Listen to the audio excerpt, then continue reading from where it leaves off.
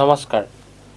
আমাৰ নৰ্থ ইষ্টৰ এই বিশেষ অনুষ্ঠান সাময়িকীৰ মাজলৈ মই অঞ্জুমান ভৰদ্বাজে সকলোকে স্বাগতম জনাইছোঁ। আন দিনাৰ দৰেও এটা অতি গুৰুত্বপূৰ্ণ আৰু প্ৰাসংগিক বিষয় লৈ আমাৰ সৈতে আলোচনাত উপস্থিত আছে নৰ্থ ইষ্টৰ মুখ্য সম্পাদক পৰেশ মালাকাৰ। মই মালাকাৰ ডাঙৰীয়াক অনুষ্ঠানলৈ স্বাগতম জনাইছোঁ। আচলতে এতিয়া অসমত গ্ৰন্থমেলাৰ এটা পৰিৱেশ সৃষ্টি হৈছে। আমি দেখিছোঁ অসমত উজনিৰ পৰা নামনিলৈ বিভিন্ন ঠাইত গ্ৰন্থমেলা আয়োজন হৈছে। যোৱা ২৬ ডিচেম্বৰৰ পৰা ৬ জানুৱাৰীলৈকে গুৱাহাটীতো গ্ৰন্থমেলা অসমত অনুষ্ঠিত হৈ আছে। এই যি গ্ৰন্থমেলা, এই গ্ৰন্থমেলাৰ উদ্দেশ্য কি? পোনপ্ৰথমতে মালাকাৰ ডাঙৰীয়াৰ পৰা এই বিষয়টো জানিব বিচাৰিম। এতিয়া সকলোৰে মনত এটা ধাৰণা থাকে গ্ৰন্থমেলা কি, কিন্তু আপোনাৰ দৃষ্টিত এই গ্ৰন্থমেলাসমূহৰ উদ্দেশ্যটো কেনেকুৱা ধৰণৰ? মই ভাবোঁ যে এই প্ৰশ্নটো এটা অতি সাধাৰণ প্ৰশ্ন, সহজ প্ৰশ্ন, কিন্তু ইয়াৰ উত্তৰটো ইমান সহজ নহয়। আৰু এই প্ৰশ্নটোৰ উত্তৰ দিয়াৰ যোগ্য ব্যক্তি মই হয় নে নহয়। আৰু মই ভাবোঁ যে এই প্ৰশ্নটোৰ উত্তৰ দিয়াৰ কিছু যোগ্যতা মোৰ আছে। কিয় আছে মই কৈ লোৱাটো, সেই কথাটো কৈ ল'ম যে মই নেশ্যনেল বুক ট্ৰাষ্টত কাম কৰিছিলোঁ। মই প্ৰায় ৭ বছৰ নেশ্যনেল বুক ট্ৰাষ্টত মই অসমীয়া বিভাগৰ সম্পাদক হিচাপে কাম কৰিছিলোঁ। আৰু নেশ্যনেল বুক ট্ৰাষ্ট হৈছে দেশৰ এটা অনুষ্ঠান, এনেকুৱা এটা অনুষ্ঠান, চৰকাৰৰ অধীনস্থ এটা অট'নমাছ স্বয়ংশাসিত এটা অনুষ্ঠান, যিটোৰ একমাত্ৰ কাম হৈছে ভাৰতবৰ্ষত গ্ৰন্থ সংস্কৃতি বিয়পোৱাটো। আৰু নেশ্যনেল বুক ট্ৰাষ্টৰ যোগেদিয়ে মই এবাৰ ভাৰতৰ আন্তৰ্জাতিক গ্ৰন্থমেলাটো মই প্ৰতিনিধিত্ব কৰিছিলোঁ। আৰু সেই গ্ৰন্থমেলাখন অনুষ্ঠিত হৈছিল কাইৰোত। কাইৰো ইণ্টাৰনেশ্যনেল বুক ফেয়াৰত ইণ্ডিয়াক, ভাৰতক মই ৰিপ্ৰেজেণ্ট কৰিছোঁ, ভাৰতৰ প্ৰতিনিধি হিচাপে। তাৰপিছত মই যেতিয়া নেশ্যনেল বুক ট্ৰাষ্টৰ লগত জড়িত হৈ আছিলোঁ, তেতিয়া উত্তৰ পূব ভাৰতত, বিশেষকৈ এই যে অসম, মেঘালয়, নাগালেণ্ড, মণিপুৰ, ত্ৰিপুৰা, অৰুণাচল প্ৰদেশ, এই গোটেইবোৰ ঠাইতে গ্ৰন্থমেলা পতাৰ এটা আঁচনি লৈছিলোঁ। আৰু তালৈ আমি দিল্লীৰ পৰা এখন ভেন আনি এই ঠাইবিলাকৰ প্ৰমুখ যিবোৰ ঠাই আছে তাত আমি গ্ৰন্থমেলা অনুষ্ঠিত কৰিছিলোঁ। আৰু মই প্ৰায় ২.৫ মাহ সেই ভেনখনৰ লগত আছিলোঁ। তেতিয়া মই অৱশ্যে বহুত ডেকা আছিলোঁ এতিয়াতকৈ। এতিয়া মোৰ ৬০ বছৰ বয়স হ'ল, তেতিয়া মোৰ বয়স আছিলে কিমান, বৰ বেছি 32, 34 তেনেকুৱা। তাৰপিছত উত্তৰ পূব ভাৰতৰ ভিতৰত প্ৰথম যিখন শিশু গ্ৰন্থমেলা, সেইখন অনুষ্ঠিত কৰিছিলোঁ মোৰ দিনতে গুৱাহাটীত 1994ত, 1994 চনত। আৰু সেইটো হৈছে মোৰ চৰকাৰী উদ্যোগ। বেচৰকাৰী উদ্যোগ কি যে অন্বেষা বোলা যিটো অনুষ্ঠান, যিটোৰ মই আজি নৰ্থ ইষ্টৰ মই এডিটৰ ইন চিফ, কিন্তু মই এটা বেচৰকাৰী সংস্থা আৰু মই তাৰ কোনো বৈতনিক নহয়, অবৈতনিক হিচাপে মই তাৰ সভাপতি হৈ আছোঁ এতিয়াও। আৰু এসময়ত অসমৰ এনে এখন ঠাই নাছিল যিখন ঠাইত অন্বেষাই গ্ৰন্থমেলা পতা নাছিল। গতিকে গ্ৰন্থৰ প্ৰচাৰ আৰু প্ৰসাৰৰ কাৰণে অন্বেষাই যিখিনি কৰিছে, সেইখিনি বোধহয় এতিয়ালৈকে অইন কোনেও কৰিব পৰা নাই। তে এইটো হ'ল মোৰ বেকগ্ৰাউণ্ড। এতিয়া এইজন মানুহক যেতিয়া সোধা হৈছে যে বৰ্তমান গ্ৰন্থমেলাৰ যিটো বতৰ, আৰু গ্ৰন্থমেলাৰ বতৰত গ্ৰন্থমেলাৰ লক্ষ্য উদ্দেশ্য কি? গ্ৰন্থমেলাটো অন্য মেলাতকৈ বেলেগ কি? ইয়াত গ্ৰন্থৰ মেলা এইখন। আৰু গ্ৰন্থৰ মেলাত কি হয় যে তাত পঢ়ুৱে যিসকলে প্ৰকাশক, তাত কি গোষ্ঠী কি জড়িত হৈ থাকে, প্ৰকাশক, বিক্ৰেতা, পঢ়ুৱৈ, লেখক, হয়নে? এই গোটেইবোৰ ইয়াৰ লগত জড়িত হৈ থাকে। গতিকে it is actually A celebration of reading. এইটো হৈছে গ্ৰন্থ অধ্যয়নৰ এটা উদযাপন, এটা উৎসৱ, নহয় জানো? কিন্তু সেইটো হ'বলৈ হ'লে তাৰ কেইটামান কথা, অতি গুৰুত্বপূৰ্ণ কথাটো হৈছে যে আমাৰ লেখকসকলে এতিয়া কি ধৰণৰ কিতাপ লিখি আছে, কি ধৰণৰ কিতাপ প্ৰকাশ পাইছে, আমাৰ গ্ৰন্থ অধ্যয়নৰ যিটো পৰিৱেশ, সেই পৰিৱেশটো কেনেকুৱা এতিয়া, গ্ৰন্থ অধ্যয়নৰ যিটো পৰিৱেশ, গ্ৰন্থ অধ্যয়নলৈ এতিয়া কি প্ৰত্যাহ্বান আহিছে, এতিয়া যিটো আৰ্টিফিচিয়েল ইণ্টেলিজেঞ্চ, কৃত্ৰিম বুদ্ধিমত্তাৰ প্ৰশ্নটো আমি কেনেকুৱাকৈ মোকাবিলা কৰিম, আমি বুকছৰ কথাটো কেনেকৈ মোকাবিলা কৰিম, ছপা কিতাপ আৰু সেই কিতাপৰ মাজৰ প্ৰশ্নটো কি ধৰণৰ হৈছে, এই বিভিন্ন প্ৰশ্ন আহিছে। এই গোটেইবিলাক প্ৰশ্নৰ সদুত্তৰ দিয়াটো মোৰ কাৰণে ইমান কম সময়ৰ ভিতৰত এইটো সম্ভৱ নহ'ব। কিন্তু এটা কথা মই কওঁ, সেইটো হৈছে গ্ৰন্থমেলা এখন যেতিয়া অনুষ্ঠিত হয় তাত সদায় এই বস্তুটো চাব লাগে যে তাত কোনো ধৰণৰ ৰাজনৈতিক হস্তক্ষেপ তাত থাকিব নালাগে গ্ৰন্থমেলা এখনত। আৰু এইটো এটা মুক্ত জ্ঞান চৰ্চাৰ পৰিৱেশ এটা তাত থাকিব লাগে।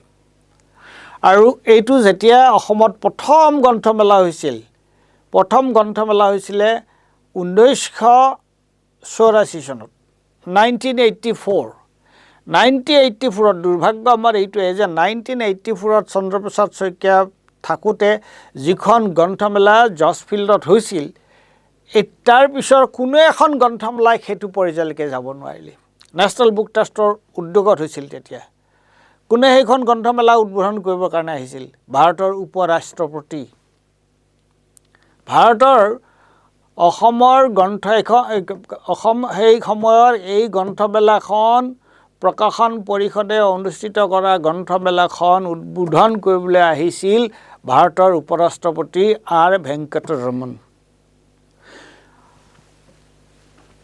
এতিয়া আমি যদি বৰ্তমানৰ যিটো পৰিৱেশ আমি চাওঁ, তেতিয়াহ'লে তাত যিসকল লেখকক প্ৰথম দিনাই যিসকলক লেখক হিচাপে তালৈ মাতি অনা হৈছে, তেওঁলোক কি ধৰণৰ লেখক,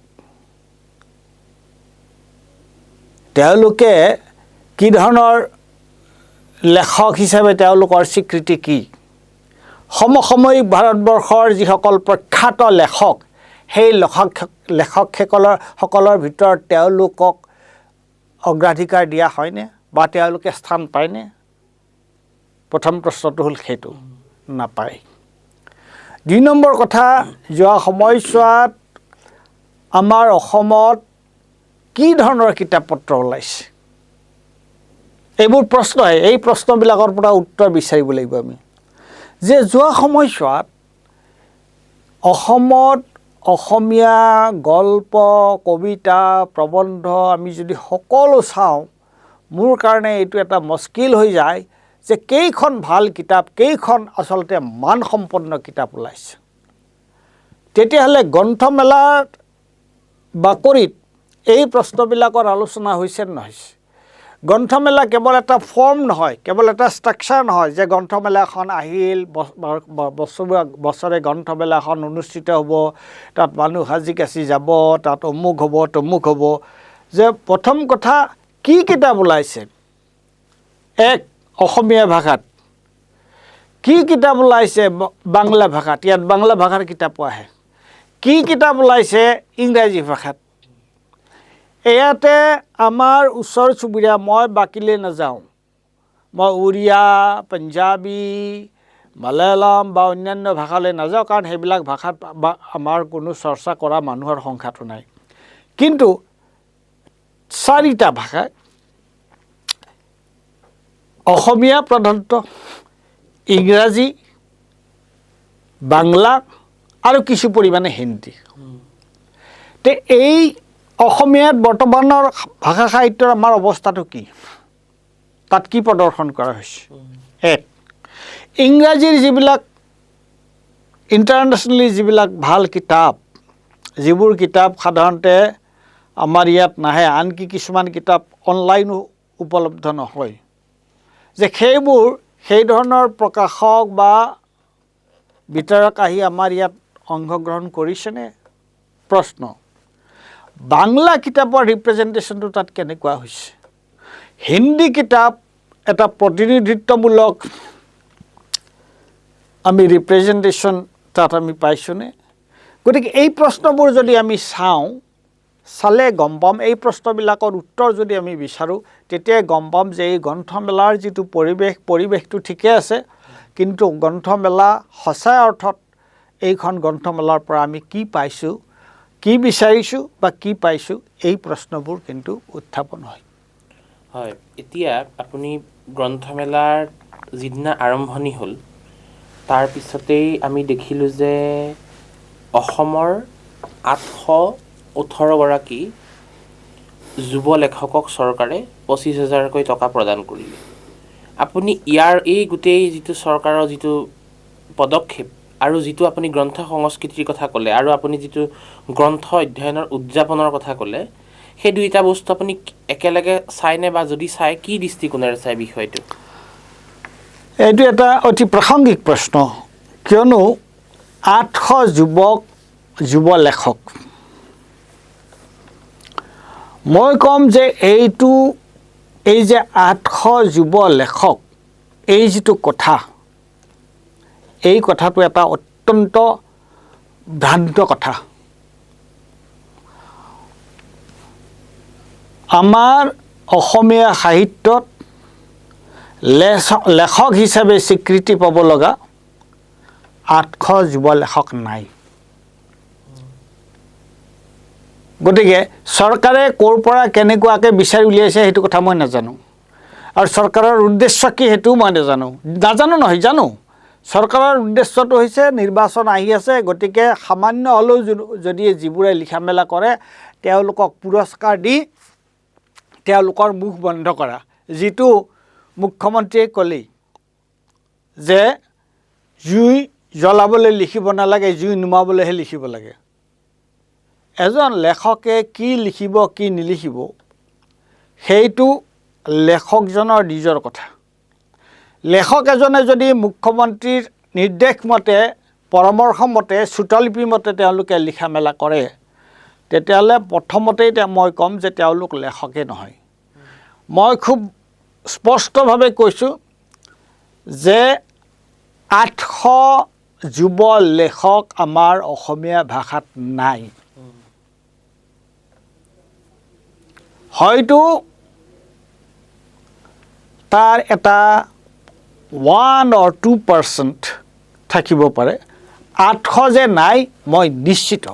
মানে ভাল যুৱ লেখক নাই? 800 যে যুৱ লেখক, পুৰস্কাৰ দিবলগীয়া লেখক নাই, সেই সম্পৰ্কত মোৰ কোনো সন্দেহে নাই। কিয়নো মোৰ আজি বয়স হৈছে 3 কুৰিৰ বেছি হ'ল, কিন্তু মই অসমৰ লেখক পাঠকৰ যিখন সমাজ মই খুব ভালদৰে চিনি পাওঁ। গতিকে আৰু মই গোটেই আজি 4টা দশক মই যি কামত নিয়োজিত হৈ আছোঁ, তাৰ পৰা মই এই কথাটো ডাঠি ক'ব পাৰোঁ যে অসমত 800 যুৱ লেখক নাই। হয়তো 1 ডজন ওলাব পাৰে, 1 ডজন 2 ডজন ওলাব পাৰে, 800 যে নাই একেবাৰে নিশ্চিত। এতিয়া মানে আমাৰ অসমত সমসাময়িক যিটো মানে গ্ৰন্থ অধ্যয়নৰ ধাৰা, তাতে এতিয়া বহুতে কয়, এতিয়া তাতে জুবিন গাৰ্গেও কৈ গৈছিলে যে কিতাপ নথকা জাতিক কোনেও বচাব নোৱাৰে। এতিয়া জুবিনৰ গীতক লৈ পেলাই অসমত আজি যেতিয়া জুবিন গাৰ্গৰ মৃত্যু হ'ল, তাৰ পৰৱৰ্তী সময়ত জুবিন গাৰ্গক লৈ পেলাই অসম শোকত ম্ৰিয়মান। তাৰ পৰৱৰ্তী সময়ত বিভিন্ন ধৰণে জুবিনৰ ন্যায়ৰ প্ৰসংগটো যি ধৰণে আহিলে, তাক বহুতে হেঁচিবলৈ চেষ্টা কৰিলে, বহুতে তাৰ বিষয়ে মুকলিকৈ আলোচনা কৰিলে। কিন্তু জুবিন গাৰ্গৰ যি গীত, জুবিন গাৰ্গৰ যি চিন্তা, সেই চিন্তাৰ চৰ্চা কিন্তু এই গ্ৰন্থমেলাত হ'ব বুলি বহুতে আশা কৰিছিল। আমি দেখিলোঁ যে অসম গ্ৰন্থমেলাত এটা তোৰণ বা মণ্ডপ এটা জুবিন গাৰ্গৰ নামত নামাকৰণ কৰিলে আৰু কাৰ্যসূচীখনত জুবিনৰ চৰ্চাক লৈ পেলাই একো বিশেষ আলোচনা হোৱা নাছিল। যদি সাংস্কৃতিক অনুষ্ঠান হৈছিল, দুই এটা জুবিনৰ গান কোনোৱে আহি গাইছিল, কিন্তু পৃথকে জুবিনৰ জীৱন বা গীতক লৈ পেলাই কিন্তু কোনো ধৰণৰ চৰ্চা হোৱা দেখা পোৱা নগ'ল। আপুনি কি ভাবে যে এই বিষয়টো এইবাৰ গ্ৰন্থমেলাত আলোচনাৰ বাবে স্থান পাব লাগিছিলেনে? চোৱা, এটা কথা মই কওঁ যে জুবিন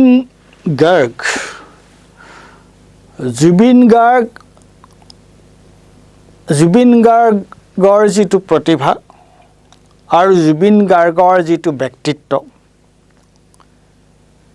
সেইটো জুবিন গাৰ্গৰ মৃত্যুৰ পিছত সাধাৰণ মানুহৰ মাজত হোৱা যিটো প্ৰতিক্ৰিয়া, সেই প্ৰতিক্ৰিয়াই জুবিন গাৰ্গৰ প্ৰতিভা আৰু ব্যক্তিত্বত কি, তাৰ প্ৰতিভা আৰু ব্যক্তিত্বত কি আছিল, কি নিহিত আছিল, তাৰ সেইটো পুনৰ বিবেচনা কৰিবলৈ, সেইটো পুনৰ আলোচনা কৰিবলৈ, পুনৰ মূল্যায়ন কৰিবলৈ আমাৰ সকলোকে বাধ্য কৰিছে। জুবিন গাৰ্গৰ মূল্যায়ন কৰাত আমাৰ বৌদ্ধিক সমাজ, আমাৰ শিক্ষিতসকল আৰু নিজকে যিসকলে আগৰণুৱা বুলি ভাবে, তেওঁলোক ব্যৰ্থ হৈছিল। গতিকে তেনে এজন ব্যক্তিৰ মৃত্যুৰ পিছত সাধাৰণ ৰাইজৰ মাজত আমি যিটো প্ৰতিক্ৰিয়া দেখা পালোঁ, সেই প্ৰতিক্ৰিয়াটোৰ পৰিপ্ৰেক্ষিতত যদিহে গ্ৰন্থমেলা এটা সাংস্কৃতিক এটা পৰিঘটনা হয়, তেতিয়াহ'লে আচলতে মই ভাবোঁ যে এইবাৰ গ্ৰন্থমেলাৰ কেন্দ্ৰীয় যিটো ভাৱ, সেই ভাৱটোৱে হ'ব লাগিছিল জুবিন গাৰ্গ। মণ্ডপ এটা দিয়া নহয়, যে জুবিনৰ তেওঁৰ যি সৃষ্টি, জুবিনৰ চিন্তাৰ যিটো বৈচিত্ৰ্য, চিন্তাৰ বিভিন্ন দিশ, তাৰ যিটো তাত নিহিত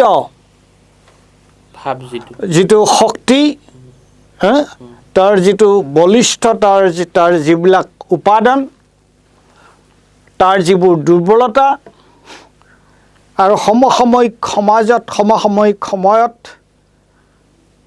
তাৰ প্ৰাসংগিকতা, তেনে আৰু বহু প্ৰশ্ন ওলাব। এই কথাবোৰ লৈ গুৱাহাটী এই গ্ৰন্থমেলাত এইবোৰ আলোচনা হ'ব লাগিছিল। কিয়নো জুবিন গ্ৰন্থমেলাটো হৈছে এটা মূলতঃ সাংস্কৃতিক বস্তু, আৰু আজিকালি গ্ৰন্থ যিটো লাইব্ৰেৰী, যিটো বিভাগ, পুথিভঁৰাল, সেইটো সাংস্কৃতিক বিভাগৰ অধীনত। গতিকে এইটো দেশ কথা। গতিকে জুবিন এটা কালচাৰেল আইকন, যে তেনেকুৱা এজন ব্যক্তিৰ মৃত্যু হ'ল, তাৰ কেইমাহমান পিছত গুৱাহাটীত গ্ৰন্থমেলা এখন অনুষ্ঠিত কৰা হৈছে, অথচ তাত জুবিন গাৰ্গক লৈ কোনো আলোচনা বিলোচনা নাই। এইটো স্বাভাৱিকতে হোৱা কথা নহয়, এইটো এটা পৰিকল্পিতভাৱে এইটো কৰা হৈছে। কিয়নো জুবিনক লৈ যিটো চৰ্চা, সেই চৰ্চাটো যাতে কমাব পাৰি, কিয়নো জুবিনৰ চৰ্চাটো বেছি হোৱা মানে সেইটো শাসকীয় দলৰ কাৰণে অলপ বিপদজনক। আৰু সেইকাৰণে চৰকাৰে আয়োজন কৰা এই গ্ৰন্থমেলাত জুবিন গাৰ্গে কোনো গুৰুত্ব নাপালে, জুবিন গাৰ্গৰ আলোচনা নহ'ল, জুবিন কেন্দ্ৰিক কোনো ধৰণৰ কথা বতৰা ইয়াত আলোচনা নহ'ল। এইটো স্বতঃস্ফূৰ্তভাৱে, স্বাভাৱিকভাৱে হোৱা কথা নহয়, এইটো এটা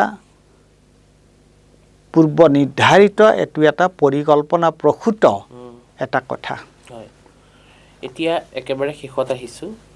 আপুনি জুবিন গাৰ্গৰ বিষয়টো ক'লে জুবিন গাৰ্গে সদায় সমাজৰ নিপীড়িত নিষ্পেষিত যিখিনি মানুহ দুখীয়া দৰিদ্ৰ মানুহ তেওঁলোকৰ কথাই কৈ গৈছিল এতিয়া আপুনি গ্ৰন্থ বিপ্লৱটোৰ লগত একেবাৰে অসমৰ বহুত দিনৰ পৰা জড়িত আপুনিও দেখিছে যে অসমত বিভিন্ন প্ৰকাশন গোষ্ঠী পুঁজিৰ অভাৱত বা বেলেগ বেলেগ কাৰণত প্ৰায় মৃত্যুমুখী হৈছে কিছুমান বন্ধ হৈ গৈছে এতিয়াতো গ্ৰন্থৰ সমাদৰো পূৰ্বতকৈ হ্ৰাস পাইছে চৰকাৰে লেখকক পুৰস্কাৰ যি ধৰণে দিছে আপুনি নাভাবেনে যে এই বিভাগবিলাকৰ বা চৰকাৰৰ কিছুমান দায়িত্ব আছে যে সেই প্ৰকাশকবিলাকক জীয়াই ৰখা বা সেই গ্ৰন্থ আন্দোলনটো এই প্ৰভাৱবিলাকৰ পৰা মুক্ত কৰি ৰাখি কেনেধৰণে স্বতন্ত্ৰভাৱে চলোৱা কি ভাবে এইটো সন্দৰ্ভত এইটো তুমি অইন এটা অত্যন্ত প্ৰাসংগিক প্ৰশ্ন কৰিছা কিয়নো চোৱা যে প্ৰকাশকসকলৰ ব্যক্তিগত প্ৰকাশকসকলৰ সদায় এটা তেওঁলোকৰ অভিযোগ এটা আছেই যে আগতে তেওঁলোকে পাঠ্যপুথি ছপাইছিল আৰু পাঠ্যপুথিৰ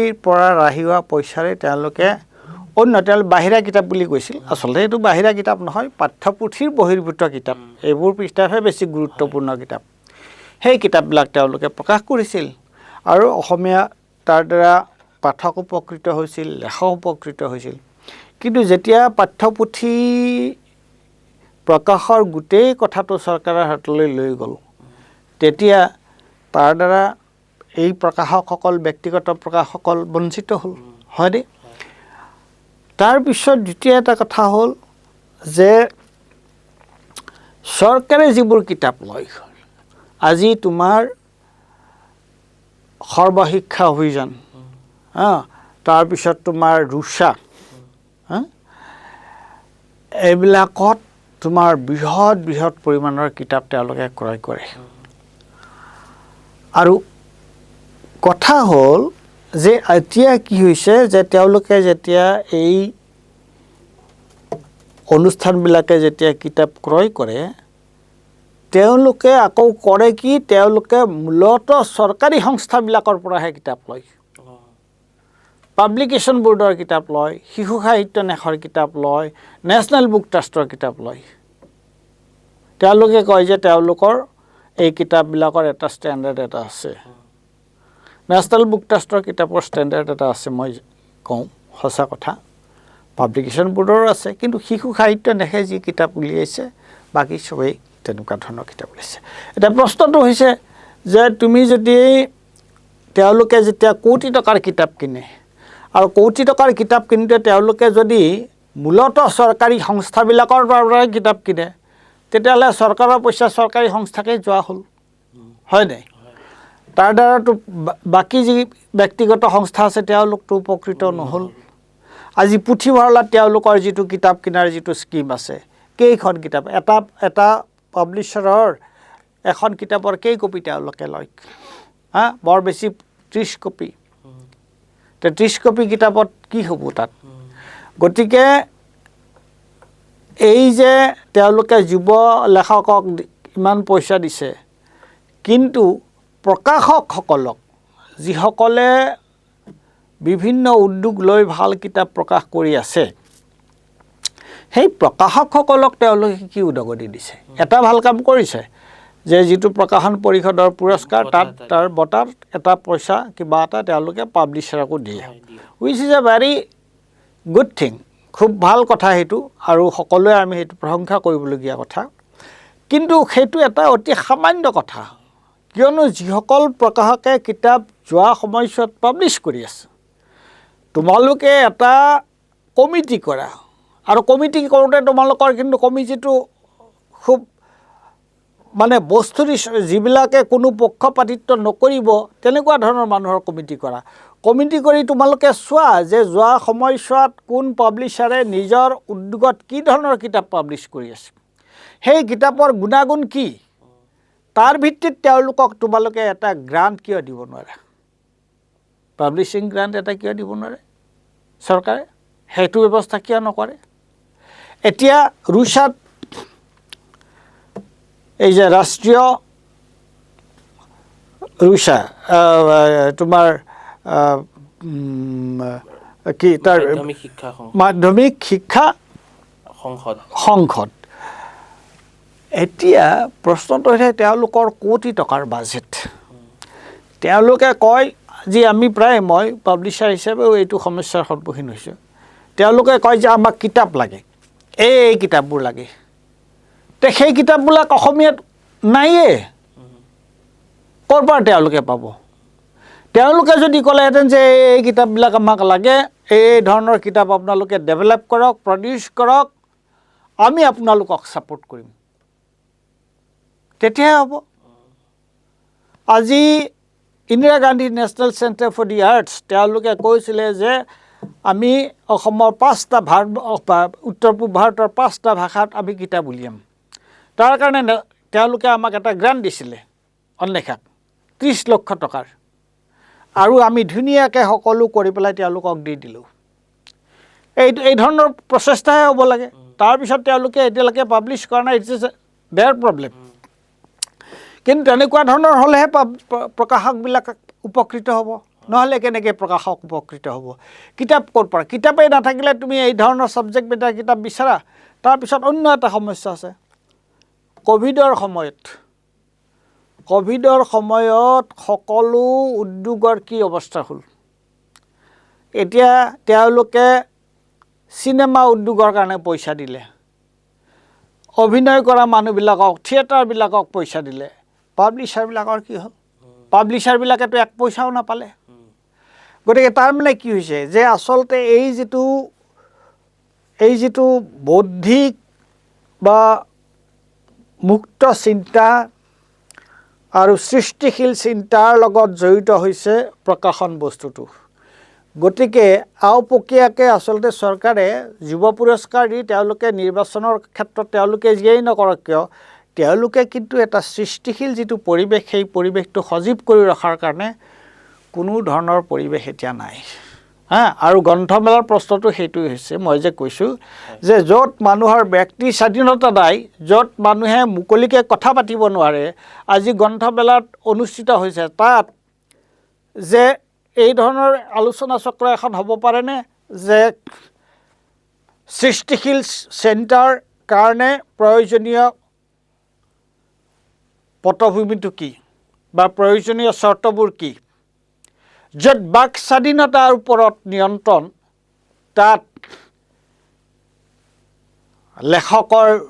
লেখকক পুৰস্কাৰ দি কি ক'ব? আৰু তাৰ আমি দেখাই পালোঁ, য'ত বাক স্বাধীনতা নাই, য'ত চিন্তাৰ স্বাধীনতা নাই, তেতিয়া লেখকৰ কি মৰ্যাদা থাকিল? তেতিয়া গ্ৰন্থমেলা অনুষ্ঠিত কৰাৰ কি অৰ্থ হ'ল? হয়নে নহয়? তুমি কোৱাচোন কথাটো, নহয় জানো? গতিকে আৰু কি ক'ম মই? এতিয়া এইখিনিৰ পৰাই আমি এটা ধাৰণা সকলোৱে কৰিব পাৰিব নিশ্চয় যে আমাৰ বৰ্তমান সময়ত গ্ৰন্থমেলা বা ইয়াত হৈ থকা যিবিলাক পৰিস্থিতি, তাৰ ফলত যিখিনি হৈ আছে, আপুনি গোটেইখিনি কথা খুব গুৰুত্ব সহকাৰে ক'লে আৰু খুব গভীৰভাৱে কৈছে, বুজি পাইছোঁ। আৰু নিশ্চিতভাৱে ভাবোঁ পৰৱৰ্তী সময়ত যেতিয়া আমাৰ অধ্যয়ন কৰা মানুহসকলে এইবিলাক কথা উপলব্ধি কৰিব, তেওঁলোকে নিশ্চয় গম পাব যে এনেকুৱা ধৰণৰ প্ৰভাৱৰ পৰা মুক্ত হৈ থাকিলে নিশ্চয় ভাল। আপোনাৰ শেষত কিবা আপুনি মন্তব্য দিব নেকি? নহয়, ঠিকে আছে, তোমাৰ কথাখিনি মই কোৱা হৈয়ে গ'ল, আৰু বেলেগ মন্তব্য দিব লগা একো নাই। মই কেৱল এইটোৱে কৈছোঁ যে য'ত বাক স্বাধীনতাৰ ওপৰত হস্তক্ষেপ কৰা হৈছে, তাত এই গ্ৰন্থমেলা বা কিতাপৰ কথা কোৱাটো এটা আচলতে কি হ'ব, এইটো এক ধৰণৰ এটা আলংকাৰিক আৰু আনুষ্ঠানিক এটা কথাহে হৈ গৈছে। তাৰ যিটো মৰ্ম, সেই মৰ্মটো ইয়াত নাই, সেইটোৱে মই ক'ম। ঠিক আছে বাৰু, ধন্যবাদ। আমি প্ৰতিগৰাকী নৰ্থ ইষ্ট নাও দৰ্শকক ইংৰাজী নৱবৰ্ষৰ শুভেচ্ছা জ্ঞাপন কৰি এই অনুষ্ঠানৰ পৰা বিদায় লৈছোঁ। নমস্কাৰ।